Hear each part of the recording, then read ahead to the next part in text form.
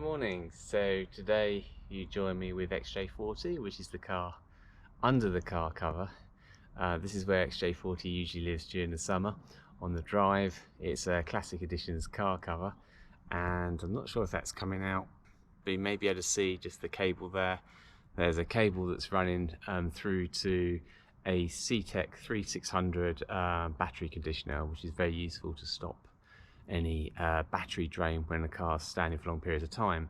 So while we're filming XJ40 today, well, we're hoping to go off to the Jaguar 100, the centenary celebration of Jaguar, starting back in Blackpool as the Swallow sidecar company, with William Walmsley and William Lyons as the two co-founders. During this time, it's worth noting that I've been filming this during a time of UK national mourning as a result of the sad loss of our Queen Elizabeth II.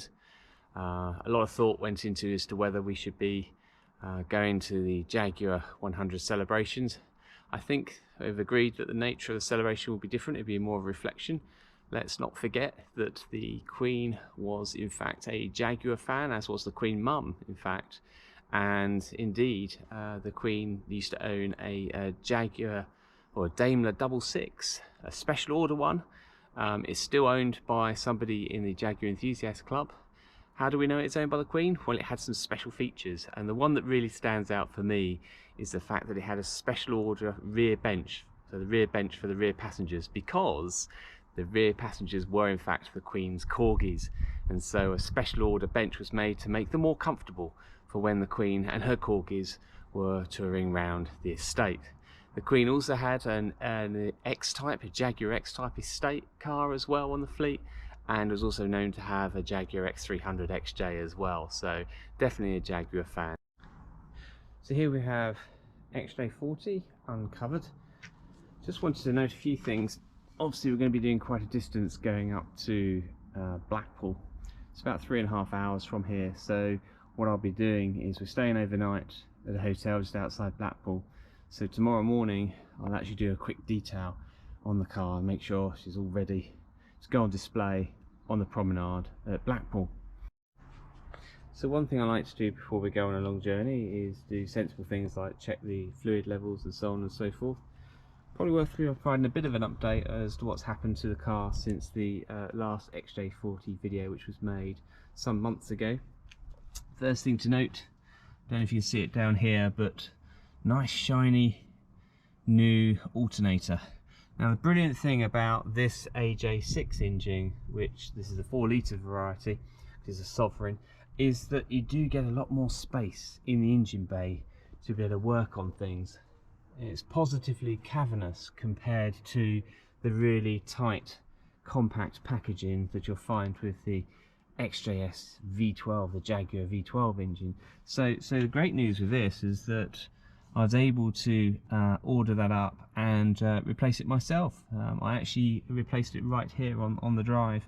Quite a straightforward, easy job, far easier than the replacement exhaust gas recirculation valve on my wife's BMW. Other thing to note as well, it had its MOT recently, and we ended up having to replace this little U-bend hose here at the back of the engine. It developed a very small leak, so when it went up onto the MOT bay, that very small leak decided to become into a much larger leak, and there's actually a score mark on the old hose here where it actually ruptured. So something that I will be mindful of, and I am checking as we go around the engine bays to make sure there's no obvious signs of stress to some of the other cooling pipes, because we don't really want to have a pipe going bust on the M6 at motorway speeds or something similar to that. So first off we'll check the engine oil.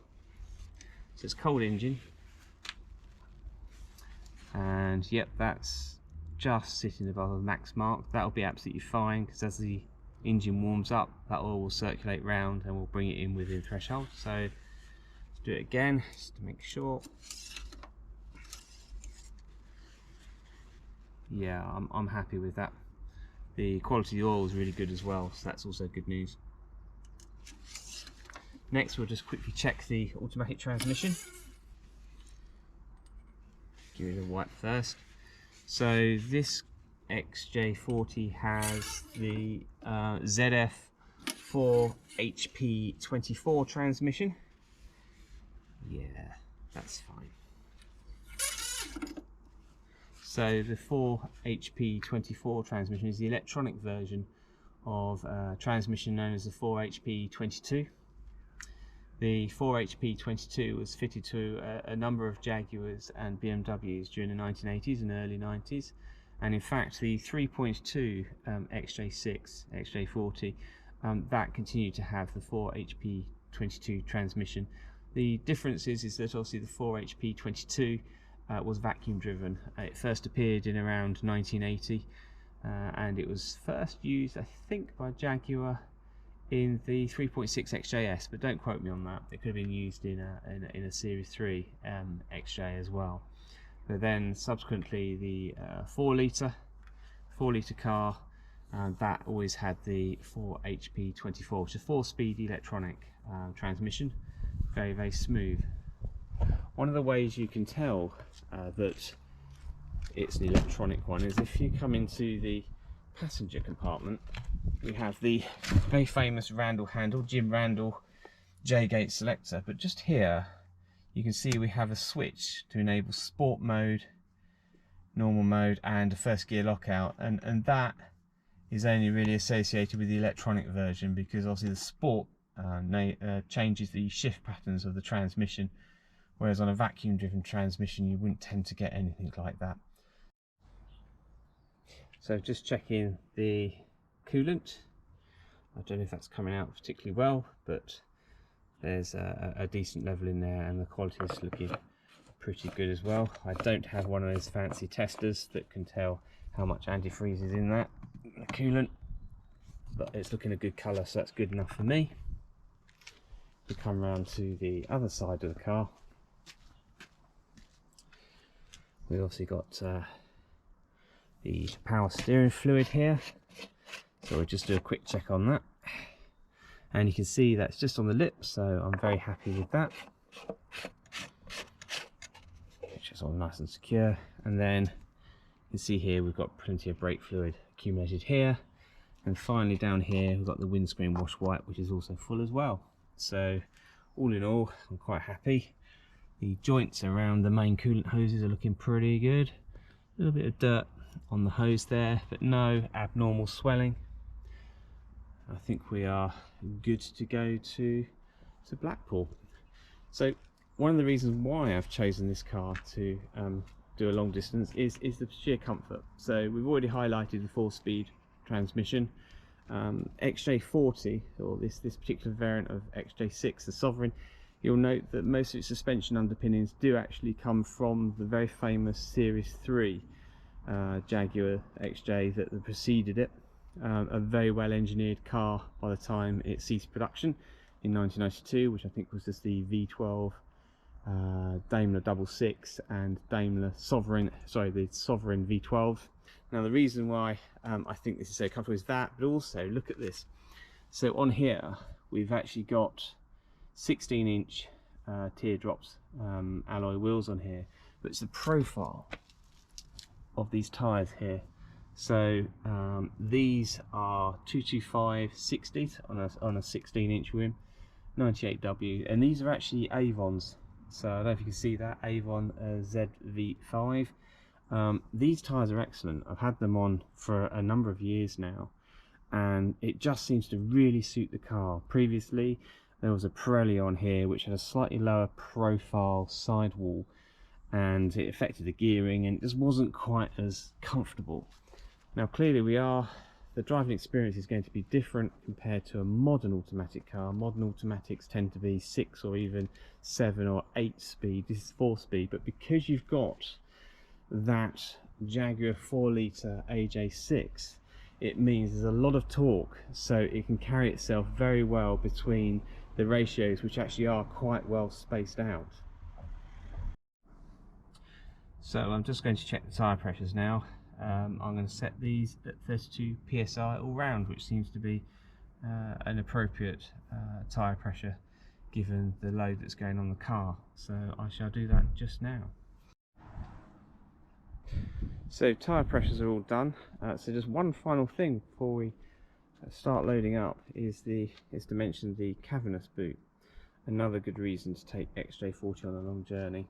So in here we'll be able to fit a number of suitcases, which is ideal.